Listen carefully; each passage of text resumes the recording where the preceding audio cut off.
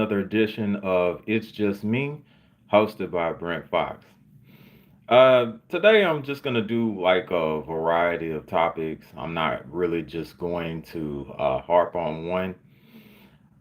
So first things first, there was a change regarding the results of the Ryan Garcia Devin Haney fight.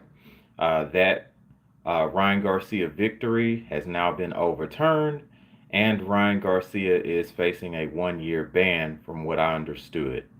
My thoughts on this are pretty simple. If you cheated, then unfortunately, there are consequences for it. Um, I think that probably a harsher punishment should have been in order for it. Um, But if I think back to the James Toney John Ruiz fight, where James Toney clearly won, but unfortunately it was a very tainted win because of PEDs, then I think he faced a similar type of suspension. But needless to say, Ryan decides he wants to retire before that news came out.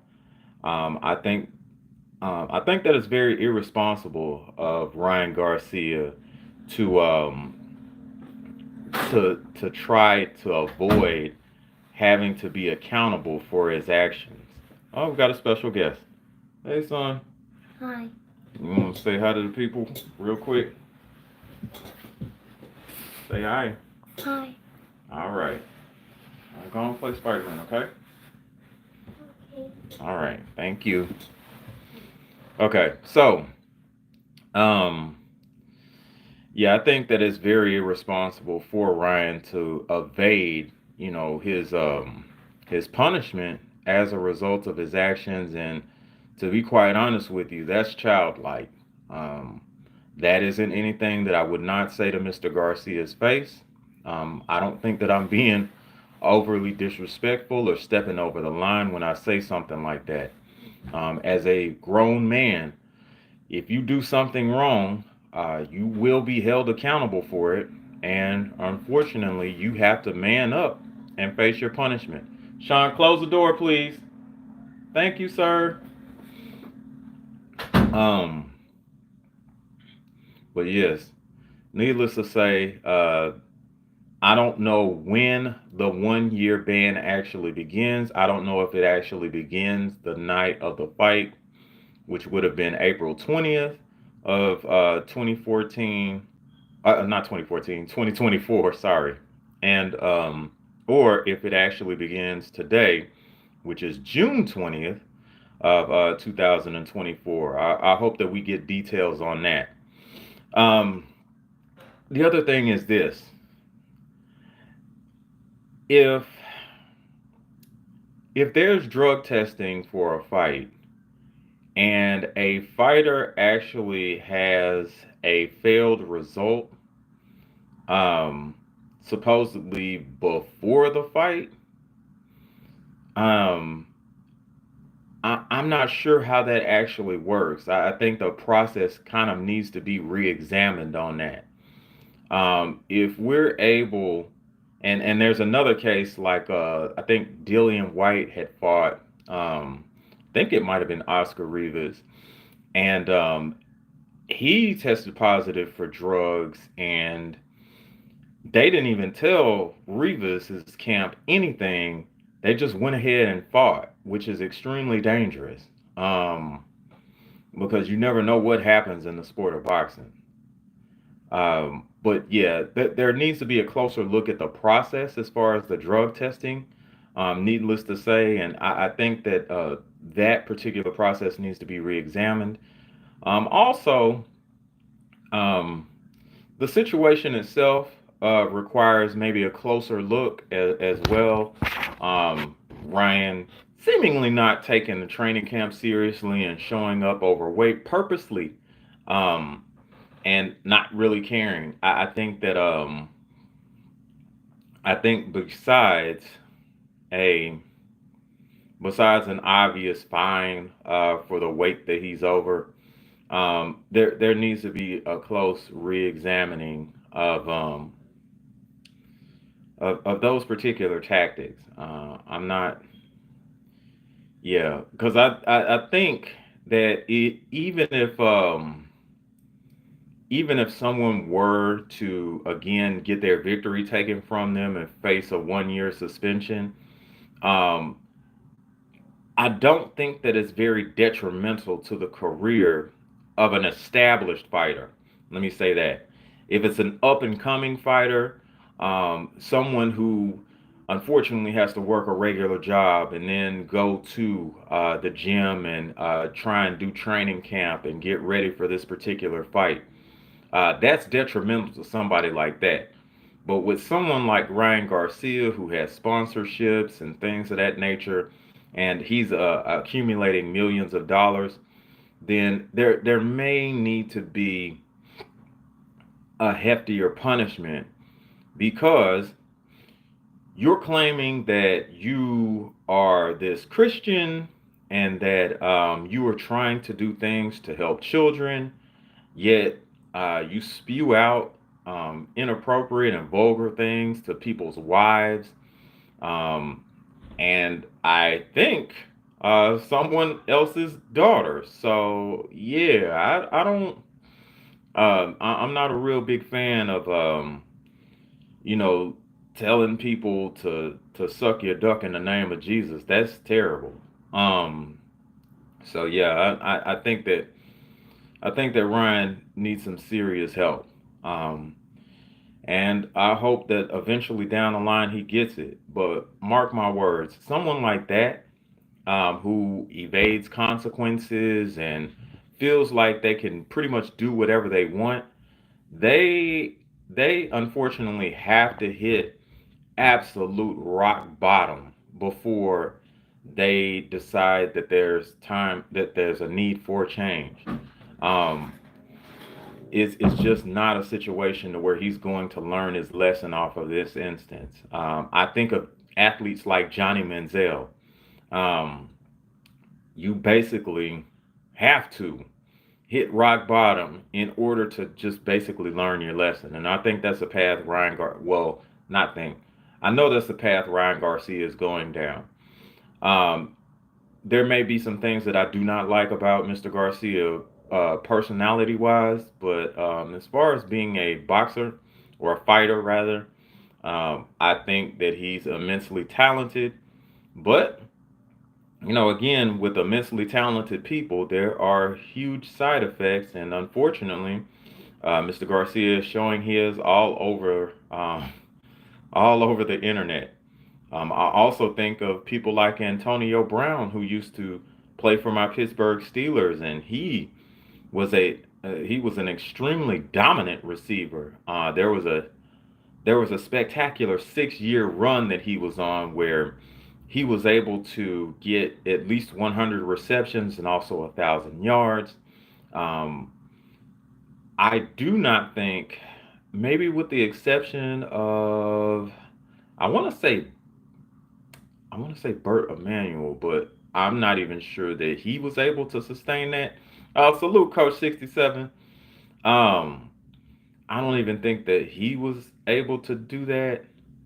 It could have been, no, not Burt Emanuel, but it could have been TJ Mathis or, no, I wasn't Andre Rison. He had a good run. I think it was like probably like a 3 year run where he was really dominant, but I don't think it was a 6 year run. Anyway, he was the best receiver in football, Antonio Brown. And shout out to Coach Tomlin for kind of keeping a lid on things with Antonio Brown. I listened to a podcast. It's the author. It's the Arthur Moat Show with Deke. You should actually listen to that particular show. He's on YouTube usually. I think it's Mondays, Wednesdays, and Thursdays.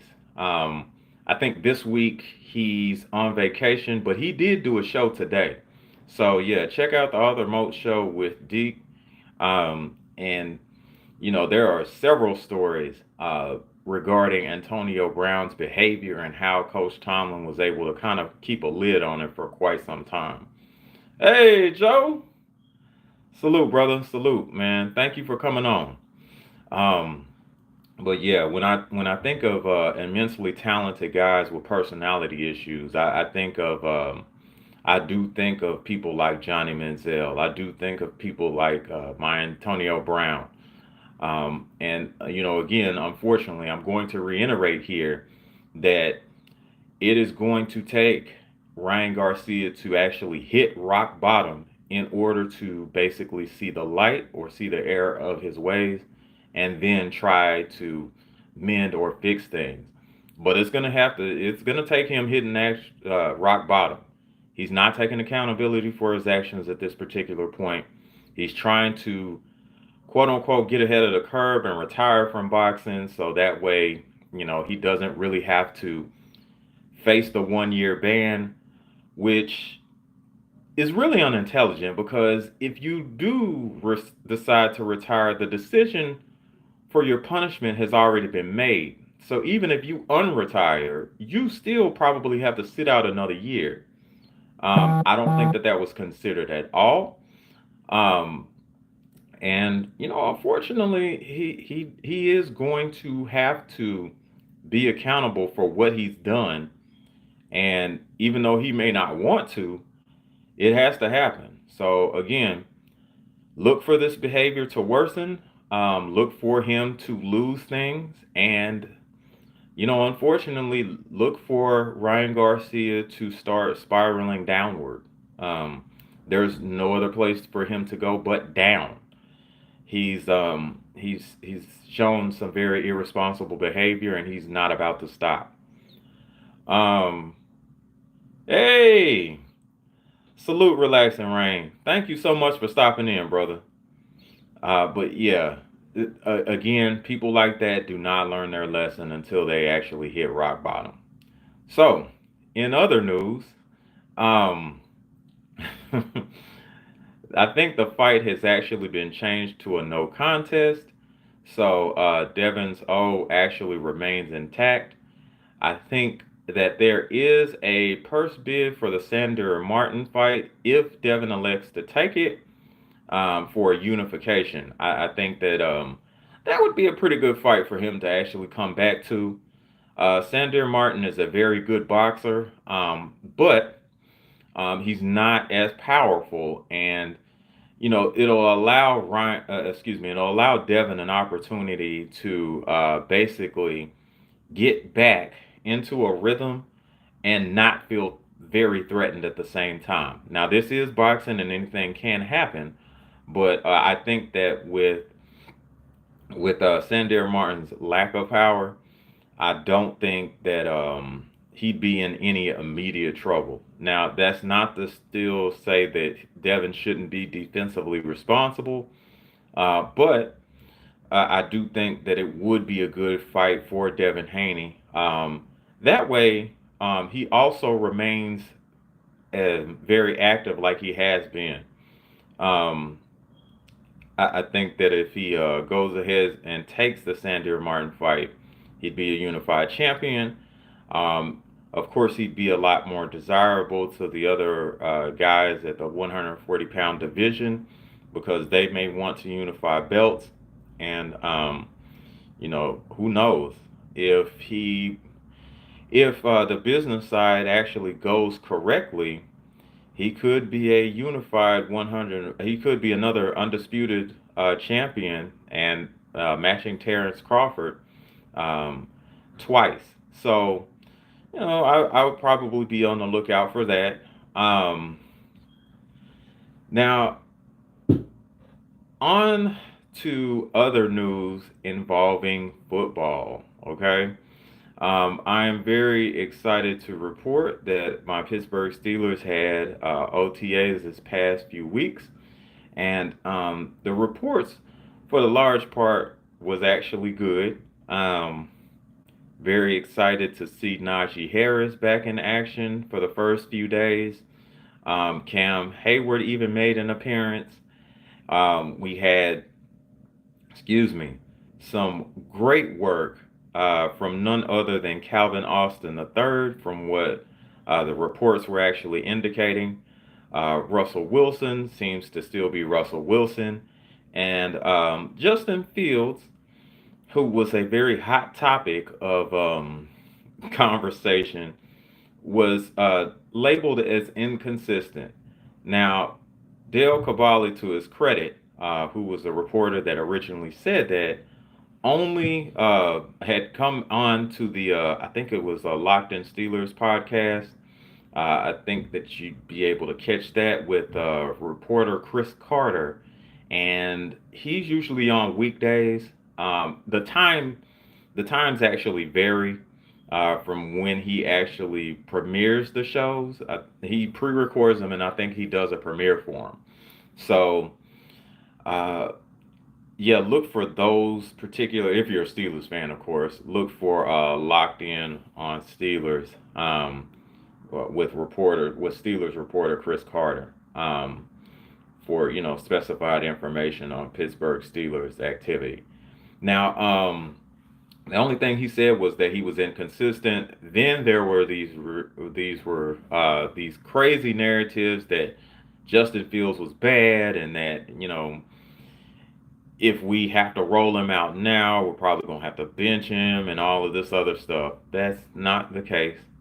There is actually a plan, and I think those people really don't understand how this particular system is working. And quite frankly, on the internet, unfortunately, you have a whole bunch of people talking about things that they don't really know about. We picked up Russell Wilson first because we intend to start him. It is made quite clear at this point that Russell Wilson is the number one guy until something drastic happens, and that Justin Fields is going to learn under him. And even though, um, even though the coaches are mentioning that they may not do any specialized packages for Fields, I really doubt that. Justin Fields has an immense level of talent, and you're just not going to let that sit on the sidelines for a whole year. I think that there are some packages or some specialty packages that he'll be featured in, but I think that we'll probably go over those in training camp in late July, early August. So I kind of look forward to seeing what he actually does on that. And then also, I think that Justin Fields is going to have a terrific preseason because he's playing twos and threes. So he'll look really good. Um, and I think that Russ is probably going to be still Russ, and what that means is that there's still going to be a consistently good level of play. So I look forward to seeing that. Who I'm most excited about seeing on the offensive side of the ball, of course, is Najee Harris. I think that not having the fifth year option re-signed from the Steelers has really motivated Najee. And my hope, and that is the key word, my hope is that Najee puts up Nick Chubb like numbers. Of course, a healthy Nick Chubb. Nick Chubb like numbers, where he's actually getting maybe 1,300 yards and possibly 12 to 14 touchdowns, um, and then some receiving yards to boot. I think that Najee is going to be a critical impact player, especially late in the season, as he's shown already. And then I think because of that, we are going to have to try to commit long term because of the basis of coach, excuse me, because of the basis of our new run first system. Now, my only concern, of course, is the wide receiver two position. Um, I Even though Calvin Austin has actually looked good in OTAs, there's not much to that. There's not a whole lot of press coverage going on, and there's not any padded practices to where you're having to fight a man off and run a route, things of that nature. I think that I think that there needs to be a clear cut wide receiver two. And I don't think that we find that out in training camp. I'm hoping that we actually make some sort of move. And I'm not talking about Brandon Ayuk. The price tag is actually too high for that. Um, but yeah, if we're able to maybe get someone solid um, as a number two option for George Pickens, then I think that that would be great. Um, I'm sincerely hoping that us trading Deontay Johnson for Dante Jackson won't backfire on us. I really hope that Mr. Jackson stays healthy and that excuse me, I'm sorry, that we are able just to kind of keep um, keep our defensive status on that particular side very strong. If not, then yeah, it's probably going to be a long season. Um, I also am very excited about Coach Tomlin getting his extension. I think I may have spoken on this before, but I'll just reiterate the fact that the Steelers, in I think 60 plus years at this particular point, have only had like three head coaches, which is nothing short of amazing for any NFL franchise. If you look at the turnover ratio for most NFL teams at the head coaching position, it is night and day. For those that feel like Coach Tomlin um, is not up to snuff as far as playoff wins, we have to basically look at it this way, and it's not making an excuse for Coach Tomlin. This is actually just looking at factual information. So the the Cleveland loss, yes, we were at home. I don't think that there was any excuse for that, especially with the way that Cleveland ran the ball on us. Yes, we were very injured on defense, and it was depleted. But again, you can't allow another NFL team to run the ball that efficiently on you and not be able to score points until it's almost too late. But with that particular team, we went 11-0 initially, and then the bottom basically fell out. Still no excuse. You have to find a way to actually piece together wins, quite literally, and you have to do that just by being resourceful, as Coach Tomlin has been, as far as a coaching standpoint. You actually have to scheme things around players' strengths and to cover up their weaknesses or deficiencies. Uh, we may not have done the best job adjusting to our talent level, but again, um, with that particular instance, let me say that with that particular instance, we didn't do a great job adjusting our talent level the way that we should. But um, again, there's still no excuse for another team running the ball at will on you like that. Now, the loss is to Kansas City, which I think wound up going to the Super Bowl and winning it. Um, or I could be wrong. Or that could have been the year that could have been the year that Cincinnati actually beat them. I'm not sure. But I think if I'm not mistaken, that was a Super Bowl year for Kansas City. So we basically got beat by a Super Bowl championship team. If I'm mistaken, then yes, Cincinnati probably beat them that year to go to the Super Bowl. But nonetheless, they were still heavy contenders to go to the Super Bowl at any rate. And then we turn around and lose to Buffalo this past year, which, to their credit, they're an immensely talented team, or were at this point in time. But now that they're depleted at wide receiver, and also tight end, now that I think about it, um, yeah, it's a little it's going to be a little tricky for them. But yeah, they were a much better team, needless to say, when we were playing them. We again had Mason Rudolph, who was at one point listed as the third string quarterback, starting a playoff game, as opposed to a first round draft pick that we had that was supposed to be the future.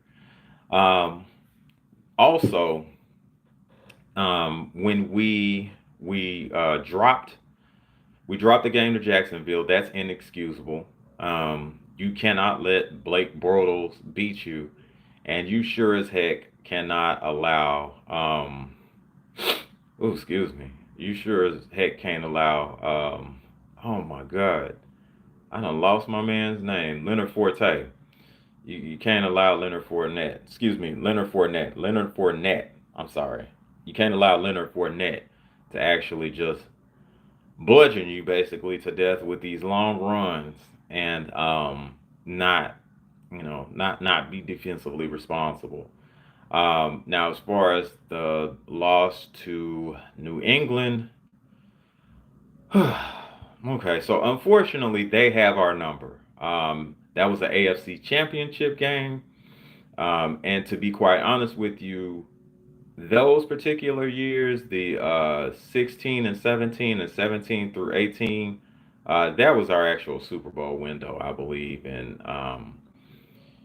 to the credit of some of the fans, because we missed that window, then yes, um, there needed to be some reexamination as far as like strategy and how we go about playing these teams.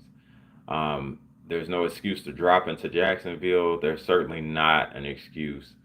Um, and I'm not going to say not an excuse. There's unfortunately a team that basically just has our number, which has caused me over the decades to build a strong hatred for him.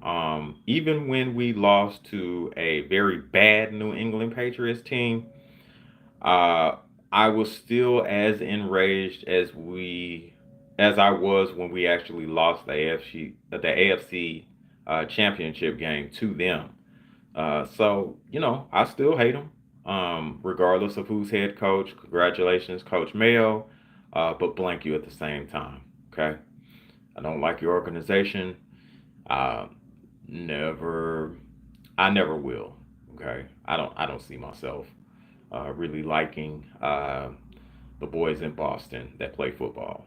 So, on that note, I know that I'm sort of ranting, but but on that note, what I'll do is I'll just go ahead and wrap up the show.